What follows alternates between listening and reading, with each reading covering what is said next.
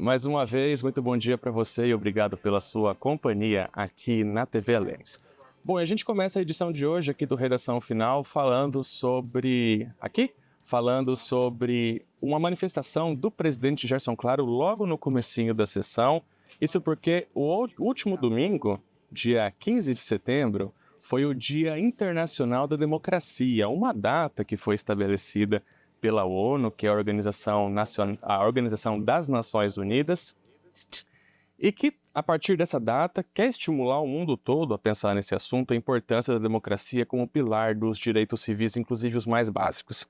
Como eu disse, esse foi o início a fala inicial do presidente Gerson Claro no começo dos trabalhos de hoje, e a gente revê essa fala a partir de agora. Nós comemoramos no último dia 15 o Dia Internacional da Democracia e fazendo esse registro, que foi estabelecido pela ONU, 128 países que assinaram estabelecendo o dia 15 de setembro como Dia da Democracia. A Declaração Universal da Democracia visa promover democracia pluralista, sistema de governos representativos por todo o mundo, para construir realidades mais igualitárias, inclusivas e sustentáveis, com plenos respeitos aos direitos humanos e às liberdades fundamentais. Na nossa República Federativa do Brasil, a democracia é princípio fundamental estabelecido no parágrafo 1 do artigo 1º da Constituição Federal, sendo que todo o poder emana do povo, que exerce por meio de seus representantes, eleitos diretamente pelo povo nos termos da democracia da nossa Constituição. Então, fica registrado aí o dia 15 de setembro, Dia da Democracia.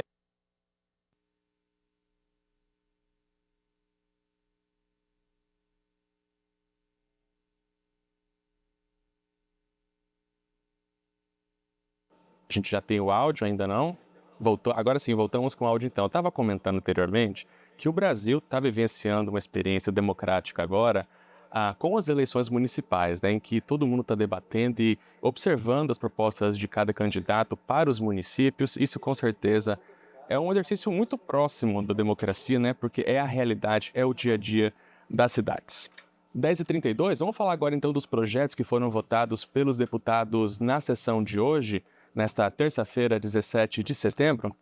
A gente já tem as telas aqui, com os projetos que foram pautados e votados pelos deputados estaduais, 4 matérias ao todo. A gente começa falando do projeto de resolução de número 12, o autor é o deputado Paulo Duarte. Essa matéria foi discutida, votada e aprovada em discussão única e concede título de cidadão sul-mato-grossense. A gente sempre explica o título de cidadão sul-mato-grossense, o nome da pessoa a ser homenageada, ele é preservado ao longo da tramitação, mas após a aprovação da matéria, o nome da pessoa a ser homenageada, ele é divulgado no Diário Oficial do Poder Legislativo. Vamos para o próximo item da sessão de hoje? Projeto de lei de número 6 de 2023, o autor é o deputado Pedro Kemp, do PT, matéria discutida, votada e aprovada em sua segunda discussão pelos deputados estaduais e que trata do acesso a produtos industrializados com ativos fitofármacos da cannabis sativa para tratamentos aqui em Mato Grosso do Sul. Na prática, o que essa lei traz? Que esses produtos que têm a cannabis sativa como princípio ativo, eles serão oferecidos pelo Poder Executivo, pelo próprio Poder Executivo, a partir de um protocolo clínico e diretrizes terapêuticas que ainda vão ser definidas pelo Poder Executivo, ou seja, que serão regulamentadas pelo Poder Executivo, pela Secretaria de Estado de Saúde.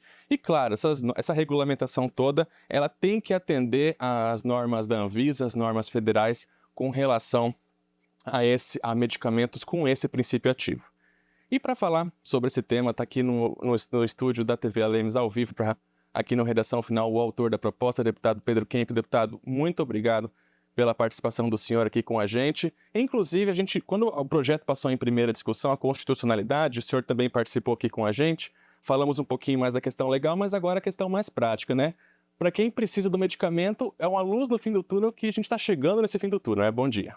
Bom dia, uma satisfação poder anunciar a aprovação em segunda votação, ou seja, já é a votação do mérito do projeto e em breve nós teremos, provavelmente ainda essa semana, a votação da redação final. E a redação final, porque o projeto sofreu algumas alterações, ele recebeu emendas, e toda vez que um projeto recebe emendas, ele tem que ser votado em redação final.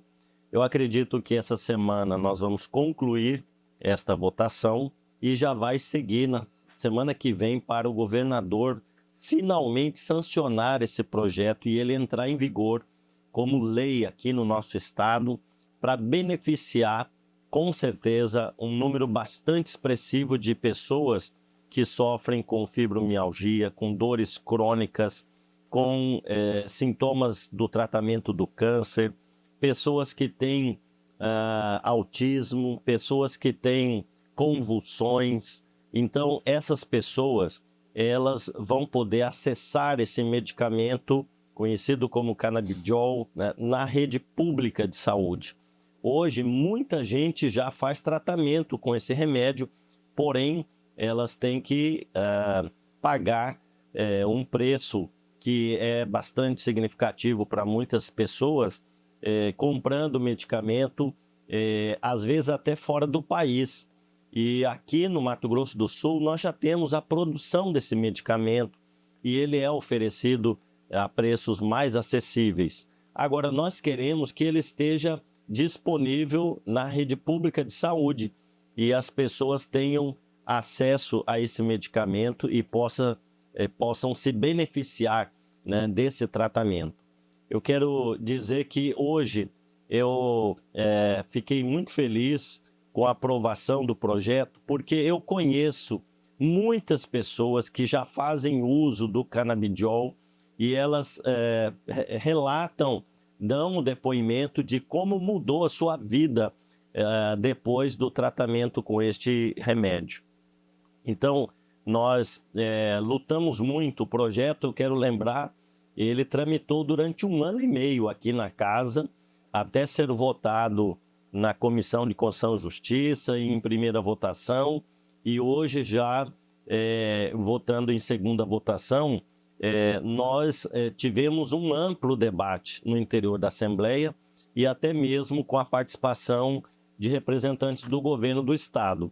As alterações que foram feitas, né, elas estabelecem que depois de transformado em lei, esse projeto vai passar por uma regulamentação por parte da Secretaria de Saúde, que vai estabelecer o protocolo, como é que as pessoas vão fazer para ter acesso a esse medicamento, como ele vai ser dispensado na rede pública, precisa de receita médica, precisa que haja todo um acompanhamento, um controle, né, para que, de fato, quem necessita possa ter acesso a esse benefício. Então, esta novidade que eu queria passar para a população, é claro que o remédio não vai estar amanhã, né, disponível na rede pública, uma vez aprovado em redação final, o governo sancionando o projeto se torna lei, ainda vai necessitar da regulamentação e, é claro, o governo depois vai ter que abrir licitação para comprar o remédio e disponibilizar na rede pública. Talvez até o final do ano a gente tenha este benefício a mais para a população disponível. E, deputado, na primeira discussão esse tema se movimentou o plenário, agora também os deputados, quando estavam votando esse projeto, também tocaram nele mais uma vez. Não se trata de liberação de maconha. E acho que é importante deixar claro isso, né? Exatamente. Nós, inclusive, tivemos ainda 3 votos contrários, né, entre os deputados. Foram 17 votos a favor e 3 votos contrários. E eu vejo que ainda alguns deputados não se convenceram de que este remédio não tem nada a ver com a maconha. Embora ele seja produzido com a extração, né, do óleo da flor da maconha, né, mas ele não tem nenhum efeito parecido com aquele que alguém, por exemplo, quando fuma um cigarro de maconha, né, não tem nenhum efeito parecido. A pessoa vai tomar um óleo extraído da cannabis sativa, que é conhecida como maconha, né? Porém, os benefícios são redução das dores crônicas, de convulsões, né? Melhora no comportamento de quem tem autismo.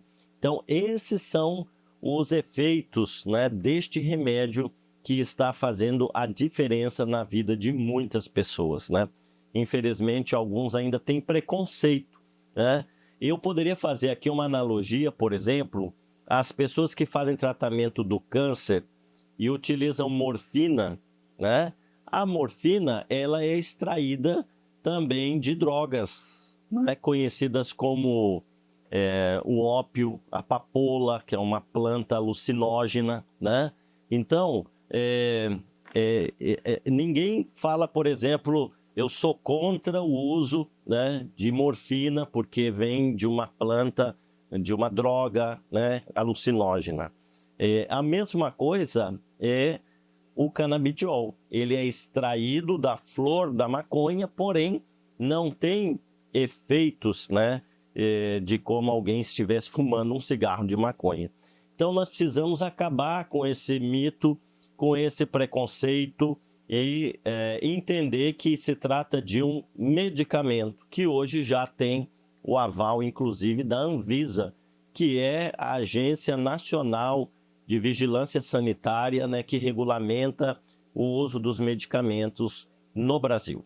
Bom, como o deputado Pedro Kemp falou, esse projeto ele passou por uma emenda substitutiva integral no âmbito da CCJR, por isso ainda deve voltar para uma votação em redação final pelo plenário aqui da Assembleia Legislativa de Mato Grosso do Sul. Deputado, muito obrigado pela participação ao vivo aqui com a gente. Uma excelente semana. Obrigado, eu que agradeço. Bom, a gente segue ao vivo então com redação final, 10 horas e 42 minutos em Mato Grosso do Sul. Vamos então voltar para a ordem do dia, né? Nós falamos desse projeto, contamos aqui com a participação do deputado Pedro Kemp aqui no estúdio da TV Alemes. Vamos então voltar para a ordem do dia, porque outros projetos também foram votados pelos deputados estaduais. A gente consegue já retomar aqui a nossa tela com a votação dos projetos. Agora sim, então, o terceiro item da pauta de hoje, projeto de lei de número 62 de 2021, apresentado pelo deputado Lídio Lopes, matéria discutida, votada e aprovada em sua primeira discussão, ou seja, a constitucionalidade do projeto, e que trata de exigências para a acreditação de laboratórios que elaboram medições ambientais. O que seria essa acreditação? Seria uma verificação sobre a competência desses laboratórios em fazerem medições ambientais. O deputado Lídio Lopes, inclusive na justificativa do projeto, cita que esses laboratórios eles lidam muito, por exemplo, com aquelas empresas que têm resíduos líquidos ao longo da produção e que esses resíduos são descartados no rio, por exemplo, e precisam fazer medição ambiental desses resíduos para ver se eles atendem a todas as normas federais antes desse resíduo ser lançado a um rio e possa causar uma contaminação muito maior ou um certo desequilíbrio ali nesse rio. Quais são as mudanças propostas pelo deputado Lídio Lopes, né? Então, mudanças não. O que propõe o deputado Lídio Lopes? A certificação pelo Inmetro desses laboratórios a partir de normas técnicas, ele cita em específico. A ISO 17025, que também foi absorvida pela ABNT, que é a Associação Brasileira de Normas Técnicas, ou seja, essas empresas precisam ter esse certificado ao atuarem aqui em Mato Grosso do Sul. O laboratório de Mato Grosso do Sul, no caso de uma empresa com filiais em outros estados e um filial em Mato Grosso do Sul, o laboratório de Mato Grosso do Sul precisa ter esse certificado.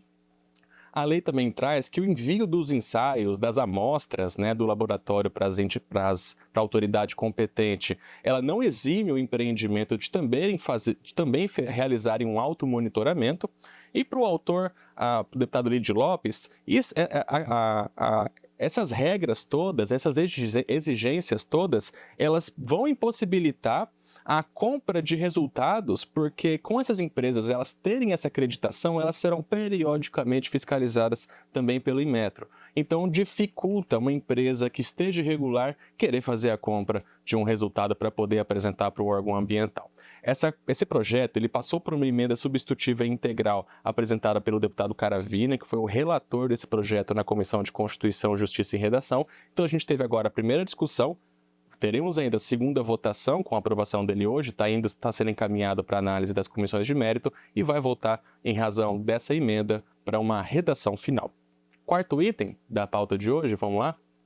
projeto de lei de número 182 desse ano, apresentado pelo Poder Executivo aqui na Lemes, a matéria também discutida, votada e aprovada em sua primeira discussão, que ratifica, ou seja, confirma uma alteração no protocolo de intenções do Consórcio Interestadual do Desenvolvimento do Brasil Central. Falamos sobre esse assunto nas últimas semanas aqui no Redação Final, porque essa matéria tramitou recentemente pela CCJR. Mas que alteração é essa que a Assembleia precisa confirmar?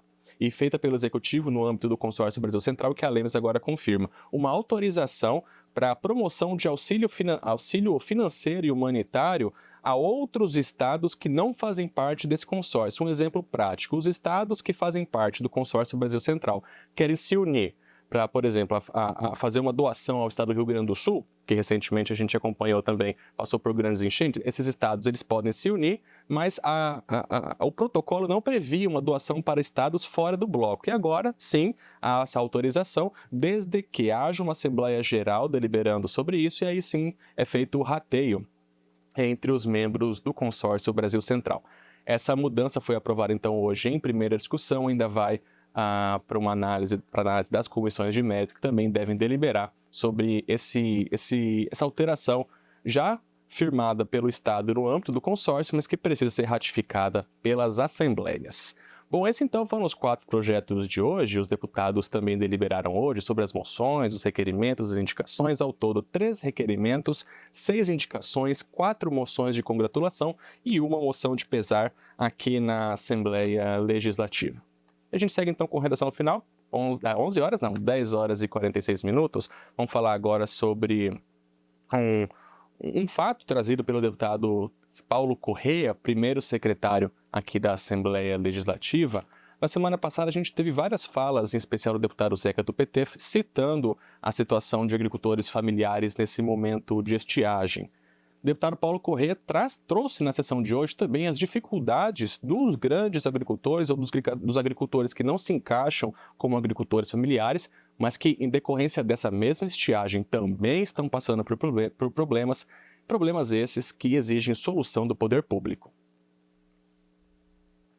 Então, o que a gente está pedindo neste momento, senhor presidente, que haja um estudo, e fizemos a primeira reunião ontem com o governador Eduardo Riedel, no sentido que haja um estudo para que a gente possa alongar o perfil da dívida nesse momento e conseguir uma taxa de juros que seja, pelo menos, plausível para que os produtores rurais possam passar por esse ano de seca horrível que nós estamos enfrentando, quebra de safra já mais de 50%, e que isso está acontecendo da região de Campo Grande para baixo, senhor presidente. Se a gente considerar a região norte está bem. Então, nós temos que fazer aí uma linha de corte praticamente nos municípios do centro e sul e sudoeste do Mato Grosso do Sul. Então, queria dizer a Vossa Excelência que já estou engajado no processo, já conversamos com o presidente da Federação da Agricultura, vamos fazer a próxima reunião logo após o primeiro turno das eleições, até porque toda a classe política está envolvida na questão da eleição, mas é uma coisa que já está acontecendo e que a tendência daqui para o fim do ano é piorar muito. Então, antes que a gente tenha uma quebradeira geral, a gente tem que tentar fazer alguma coisa no sentido de garantir minimamente que o produtor rural possa, como sempre, pagar suas contas e conduzir o agronegócio de forma inteligente. E o governo federal, deputado Zeca, o presidente Lula, com certeza é sensível a isso. Bom, ainda nessa discussão, o deputado Zeca do PT também, fazendo referência a esse assunto, lembrou que amanhã, aqui na Assembleia Legislativa, no plenarinho Nelito Câmara, durante a tarde, 4 ministros do governo federal devem vir até a Lemes para discutir possíveis caminhos aí para a agricultura nesse momento de estiagem. Tomei a iniciativa na terça, quando saí da sessão, liguei ao presidente Lula, comuniquei ele da preocupação, falei da situação da agricultura familiar e disse que tinha encontrado em Vossa Excelência, presidente, todo o apoio para a gente promover aqui nesta casa um debate acerca do flagelo que toma conta da agricultura familiar, índios, quilombolas e assentados. E que também o governador Eduardo Riedel, sensível que é, se preocupou e se disponibilizou para qualquer iniciativa acerca do socorro que nós devemos prestar aos agricultores da agricultura familiar. Meu querido Pedro Cianeto, parente. Resultado disso é que amanhã, nesta casa, dirigido por Vossa Excelência, com a presença do governador e confirmada a presença de 4 ministros do governo Lula, o ministro da Integração Regional, ministro da Agricultura Familiar, ministro do Desenvolvimento Agrário e ministro do Desenvolvimento Social. Devem chegar amanhã de manhã, fazer algumas visitas, almoçar com o governador, e essa comitiva vem à tarde para a Assembleia para a gente discutir com representantes da unitária dos movimentos sociais, mas também com a presença do INCRA e do MDA, das superintendências, enfim, que alternativas nós podemos criar para prorrogar a dívida da agricultura familiar, daqueles que eventualmente têm, um novo financiamento ou um auxílio financeiro para que possam superar esse momento de tristeza e de terror, um apoio para que possam estar alimentando os seus animais e também se alimentando, e por último, das reivindicações que vamos apresentar, um programa de perfuração e de manutenção de poços artesianos. Bom, então, reunião com transmissão ao vivo aqui da TV Alemes, amanhã, 2h30 da tarde, para quem e que será realizada no plenarinho Nelito Câmara, que há previsão, então, da participação do ministro de Desenvolvimento e Assistência Social, Wellington Dias, do ministro de Desenvolvimento Agrário e Agricultura Familiar, Paulo Teixeira,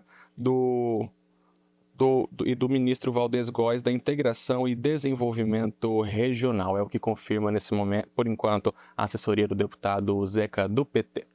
10h52 em Mato Grosso do Sul. A gente fala agora sobre uma manifestação do deputado João Henrique, que cobrou, mais uma vez, dos colegas apoio para a abertura de uma comissão parlamentar de inquérito, uma CPI, em razão de fatos acontecidos no plano da Caixa de Assistência dos Servidores do Estado de Mato Grosso do Sul, a CACEMES. Eu vinha fazendo uma denúncia há muito tempo sobre as coisas erradas, as falcatruas que estão acontecendo dentro da CACEMES, na diretoria do senhor Ricardo Hayashi. Inclusive os contratos que estão sendo feitos lá dentro, eu tenho insistido na importância e na urgência da gente trazer essa CPI. Eu trouxe essa tribuna denúncia sobre a empresa Assuda, deputado Londres, Odontologia, e trouxe os resultados que aconteceram lá no Paraná com ela. Mostrei uma empresa que foi fabricada, que não existia, que não tinha histórico de atendimento, e eu disse: será prejudicado o servidor, será prejudicado o Estado. Uma empresa que foi criada, deputado Caravina, para atender a CACEMES praticamente. E hoje, a Previdente, que é uma empresa séria, tem mais de 37 anos no mercado, 20 mil dentistas, 1.200.000 usuários e beneficiários, cancelou o contrato com essa empresa Suda, suspendeu todos os atendimentos, inclusive dentro da rede CACEMES, porque não está sendo repassado um recurso que é descontado do servidor imediatamente, que é impossível haver uma inadimplência. Esse é apenas um dos contratos avalizados pelo senhor Ricardo Hayashi, que na época soltou notinha que não ia acontecer nada disso. Então, peço a vossas excelências que me ajudem a assinar a CPI da CACEMES, que nós teremos outras empresas que estão ali dentro e que merecem trazer luz a essa escuridão de mau atendimento, de falha na prestação dos serviços de saúde e, com certeza, malversação dos recursos públicos que são descontados dos servidores. 10h54, a gente vai chegando ao fim, então, da edição de hoje aqui do Redação Final, agradecendo muito pela sua companhia nesse começo de semana aqui na TV Alemes. Lembrando que amanhã, 7h45, tem primeira discussão ao vivo com a Marité Cougo e o Gustavo Fax, já antecipando as discussões da sessão plenária. Às 8 horas da manhã, reunião da Comissão de Constituição, Justiça e Redação também ao vivo, além da sessão plenária às 9 horas da manhã. outras notícias lá no nosso site, o www.al.ms.gov.br, o nosso site, o nosso portal de notícias aqui da Assembleia Legislativa de Mato Grosso do Sul, que você também tem acesso a todo o trabalho, ao andamento das proposições aqui na LEMS. Redação final volta amanhã, quarta-feira, logo após a sessão plenária. Tchau.